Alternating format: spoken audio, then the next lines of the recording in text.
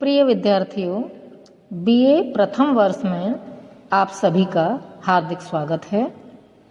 हिंदी साहित्य के प्रथम प्रश्न पत्र के अंतर्गत आज हम अलंकारों पर चर्चा करेंगे।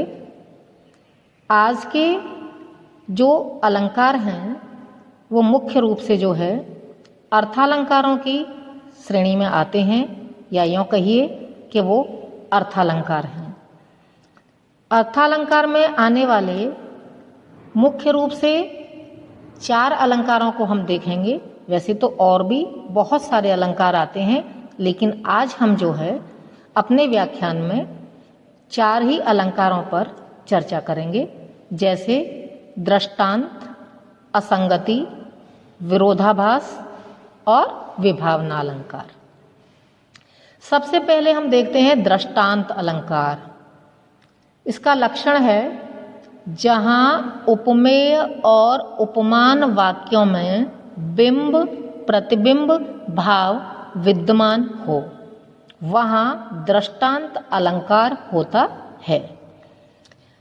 इस अलंकार के उपमेय वाक्य में जो बात कही जाती है उसकी सत्यता जो है प्रमाणित करने के लिए उसी से मिलता जुलता अथवा उसी के ढंग का दूसरा उपमान वाक्य कहा जाता है, जो प्रथम वाक्य की सत्यता पर मुहर लगा देता है। दोनों वाक्यों में बिंब प्रतिबिंब भाव का कथन इस हेतु किया गया है कि जिस प्रकार दर्पण में हमारे बिंब यानी असली रूप का प्रतिबिंब छाया रूप पड़ता है, जिनमें अभेद रहते हुए भी भेद है अथवा भेद रहते हुए भी अभेद है, उसी प्रकार दृष्टांत अलंकार के प्रथम वाक्य यानी उपमेय पद और द्वितीय वाक्य उपमान पद में भी यही स्थिति प्रदर्शित होती है। दृष्टांत अलंकार के लिए 2 स्वतंत्र वाक्य होने आवश्यक हैं, जिनमें एक ही मूल विचार के 2 रूपों में व्यक्त होता है। दोनों के साधारण धर्म एक तो नहीं होते, पर उन दोनों में मिलती जुलती समानता अवश्य विद्यमान रहती है।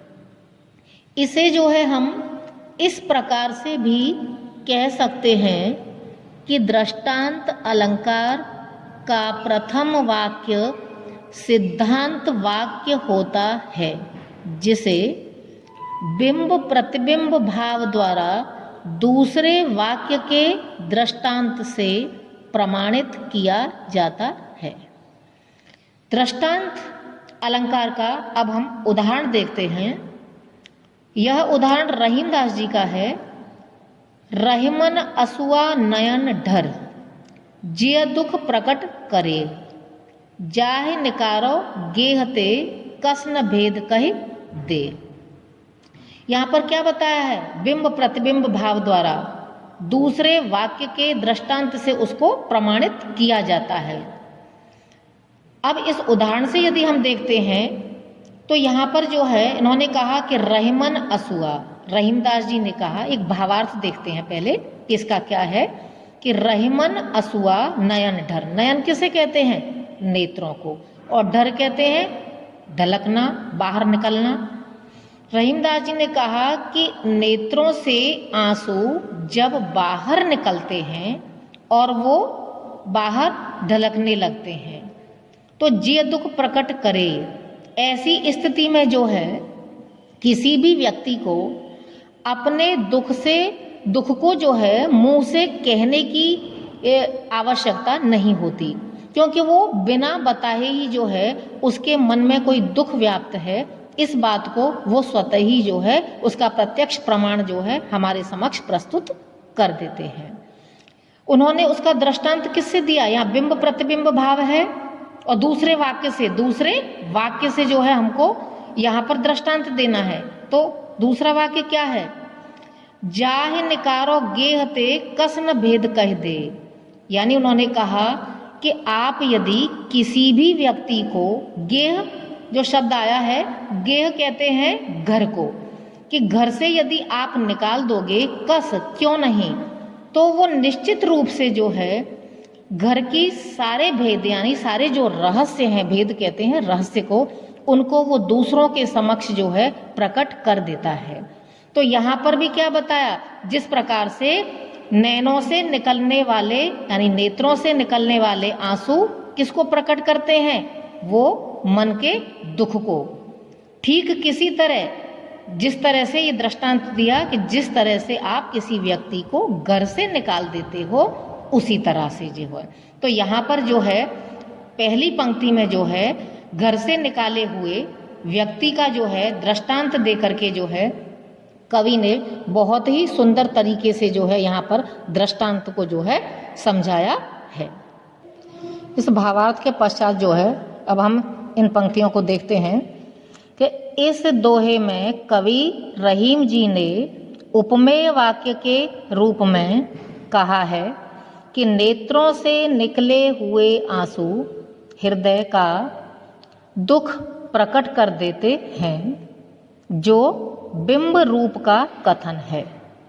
उसके प्रतिबिंब के रूप में यह तथ्य प्रस्तुत किया गया है कि जिसे घर से निकाल दिया जाए वह घर के सारे रहस्यों को दूसरों के सामने प्रकट कर ही देता है, जिसको हमने अभी अभी इससे पूर्व एक साधारण भावार्थ के तौर पर पहले ही समझा था।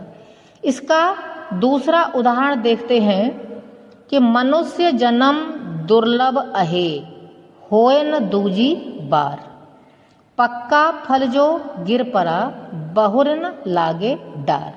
ठीक उसी प्रकार का ही दृष्टांत इस उदाहरण में है। इसमें कहा कि मनुष्य जन्म दुर्लभ, दुर्लभ यानी बहुत ही मुश्किल से मिलता है, और अगर मिल गया तो वो सरलता से फिर दूसरी बार हमारे लिए संभव ही नहीं है। तो यहाँ क्या कहा कि मनुष्य जन्म दुर्लभ अहे। यदि आपको मनुष्य जन्म मिला है वो बहुत ही कठिनाई से हमको प्राप्त होता है, इसलिए हमें मनुष्य जन्म में अच्छे कार्य करके उसका सही से क्या है सदुपयोग करना चाहिए। क्योंकि अगर आपने एक बार इसको व्यर्थ में व्यतीत कर दिया तो यह हमको दूसरी बार मिले ऐसा संभव नहीं है। क्योंकि यहाँ पर इस चीज का दृष्टांत किससे दिया? पके हुए फल से। कैसी स्थिति है? दोबारा न मिलने के लिए कैसी स्थिति बताई कवि ने कि पक्का फल जो गिर पड़ा। यदि कोई भी वृक्ष पर लगा हुआ पका फल है तो अगर वो वृक्ष से नीचे गिर गया तो बहुर न लागे डार, डार यानी उसकी डाली पर। तो अगर हम फिर कितनी भी कोशिश करें लेकिन वह जो है जिस स्थान से गिरा था या जिस डाली से वह गिरा था उस पर वो फिर से कभी भी नहीं लग सकता है। इस तरह से जो है यहाँ पर भी मनुष्य जन्म का जो है दृष्टांत उन्होंने पक्के फल से देकर के बहुत ही सुंदर तरीके से दृष्टांत अलंकार को जो है उन्होंने स्पष्ट किया है कवि की इन पंक्तियों ने। अब हम आगे देखते हैं असंगति अलंकार। असंगति अलंकार का लक्षण देखें सबसे पहले जो है असंगति का अर्थ है संगति अर्थात साथ साथ न होना।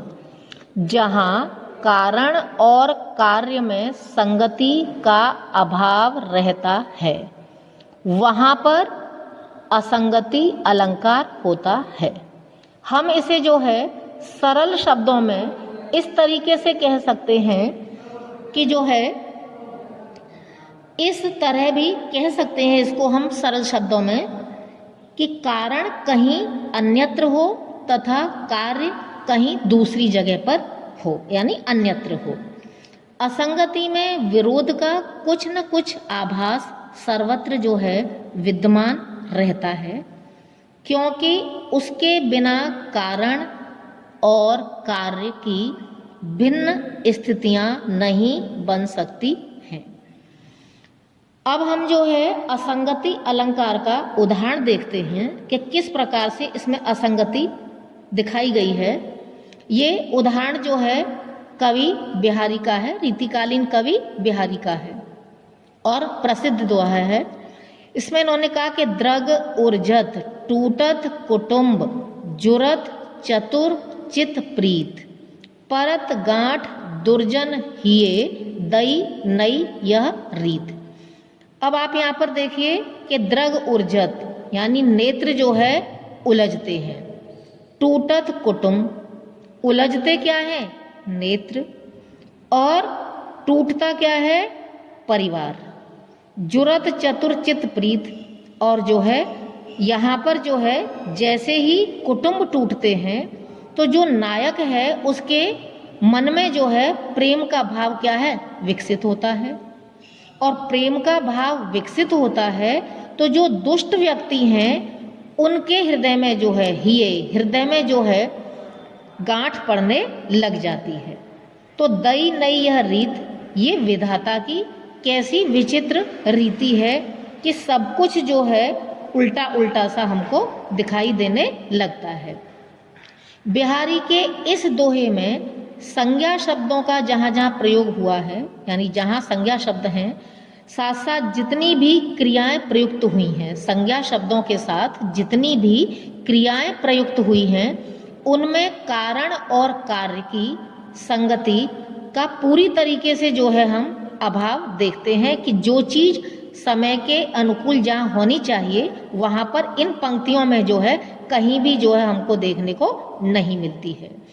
यहाँ पर नायिका के उलझते तो क्या है नेत्र, पर टूटता और छूटता क्या है कुटुंब। बहुत ही स्पष्ट तरीके से अभी अभी हमने ये चीज साधारण भावार्थ के तौर पर देखी थी। और टूटता तो कुटुंब है पर जुड़ती क्या है प्रेमी की जो है अपनी जो है चित्त, यानी उसका मन जो है प्रेम से जुड़ जाता है। और प्रीत जुड़ने के पश्चात जो है हम देखते हैं कि नायक से प्रीति जब जुड़ती है तो गांठ पड़ती है दुर्जनों के हृदय में। विधाता का भी ये बहुत ही विचित्र एक नियम है। सामान्यतः हम इसे इस तरीके से भी कह सकते हैं कि जो वस्तु उलझती है वही तो टूटती है और जो टूटती है वही जुड़ती है। उसी के जोड़ से गांठ लगाई जाती है।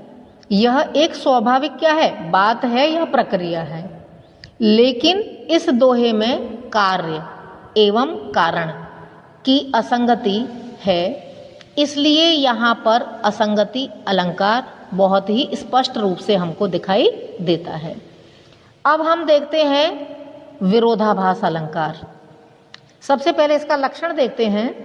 विरोधाभास का अर्थ है विरोध का आभास होना, जहाँ पर दो वस्तुओं में वस्तुतः कोई विरोध न होने पर भी उनमें विरोध की सी प्रतीति हो, वहाँ विरोधाभास अलंकार होता है। इसका जो है हम देखते हैं विरोधाभास अलंकार में आगे। यह विरोध जो हम बात कर रहे थे अभी कि विरोध की प्रतीति होती है, वो प्राय शब्दाश्रित होती है, अर्थाश्रित वो नहीं होती है। जो है अर्थ की जो है सही जानकारी होने पर विरोध नहीं रह पाता है। अगर किसी को सही से अर्थ की जानकारी हो जाए तो फिर ये हमें विरोध जो है स्पष्ट रूप से दिखाई नहीं देता है।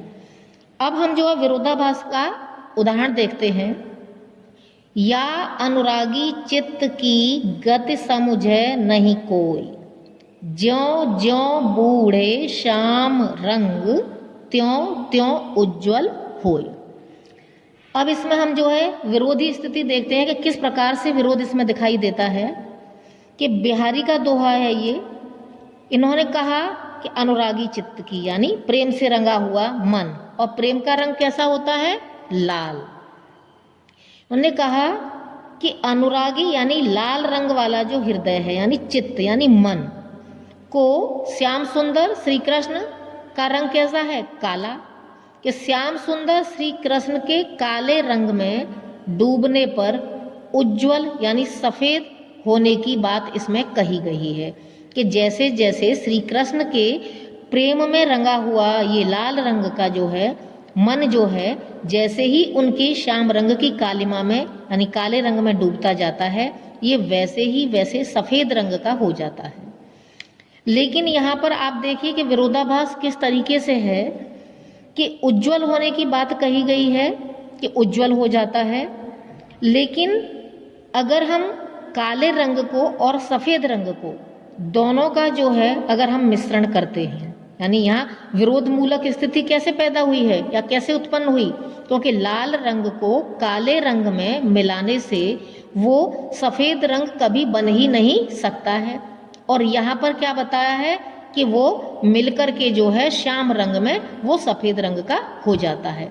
इसलिए जो बात कही गई है वो यहाँ पर बिल्कुल स्पष्ट रूप से जो है विरोधी स्थिति को दर्शाया गया है कि काले में अगर सफ़ेद मिलता है, यानी लाल रंग में यदि जो है काला रंग मिलता है तो वो सफ़ेद हो जाता है, जबकि ऐसा नहीं होता है। इसका दूसरा उदाहरण हम देखते हैं, सुलगी अनुराग की आग वहाँ, जल से भरपूर तड़ाग जहाँ। अब आप ये देखिए कि अनुराग किसको कहते हैं? प्रेम को। सुलगी कहते हैं जलने को, आग अग्नि को कहते हैं। उन्होंने कहा कि प्रेम रूपी अग्नि तीव्रता से प्रज्वलित हुई। कहाँ पर? जल से भरा हुआ तड़ाग, तड़ाग कहते हैं तालाब, लेकिन वह वहाँ पर प्रज्वलित हुई जहाँ पर जल से भरा हुआ तालाब था। तो यहाँ पर स्वाभाविक तौर से विरोधी स्थिति आपको स्पष्ट हो रही होगी कि जहाँ पर अगर जल है तो वहाँ पर अग्नि का कोई भी कार्य नहीं है, क्योंकि अग्नि स्वतः वहाँ पर क्या है? बुझ जाएगी।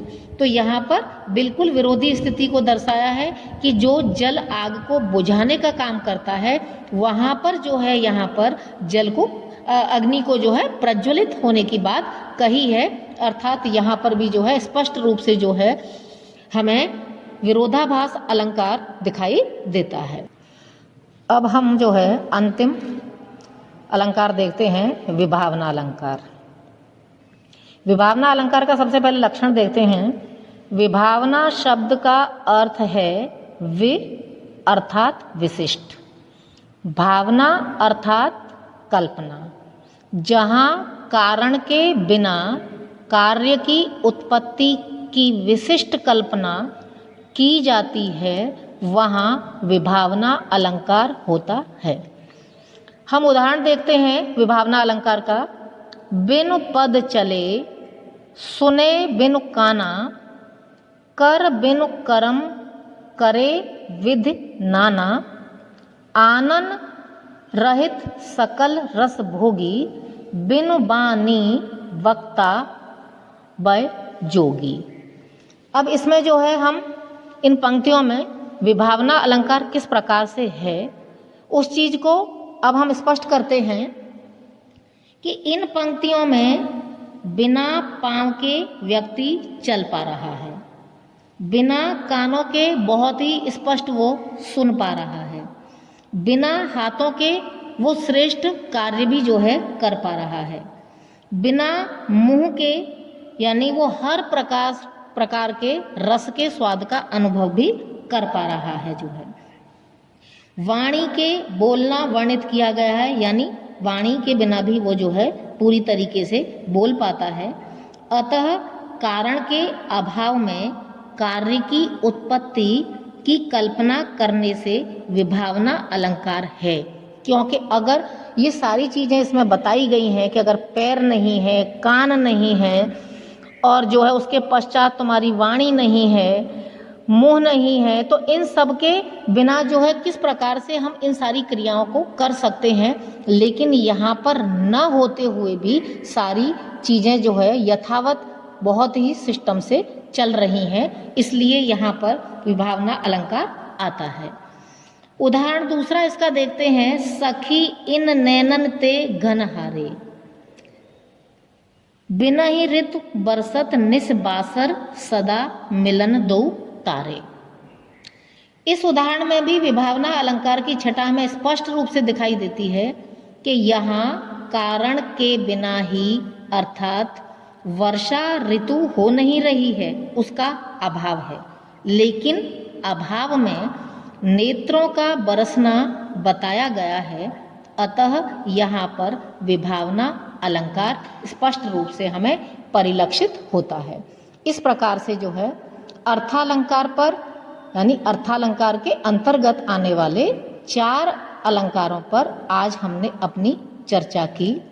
क्यों अर्थालंकार जो हैं वो अर्थ में, यानी आज हमने इन अलंकारों के माध्यम से देखा कि अर्थालंकार जो हैं वो अलंकार के अर्थ में निहित रहते हैं, इसलिए ये काव्य में जो है आंतरिक सौंदर्य को प्रदर्शित करने का काम करते हैं। तो आज हमने विस्तार से इन अलंकारों को जो है 4 अलंकारों को हमने अर्थालंकार के अंतर्गत आने वाले 4 अलंकारों की जो है विस्तृत चर्चा की, और आज हमने जो है इनको विभिन्न उदाहरणों के माध्यम से जो है भली भांति जो है समझा। धन्यवाद।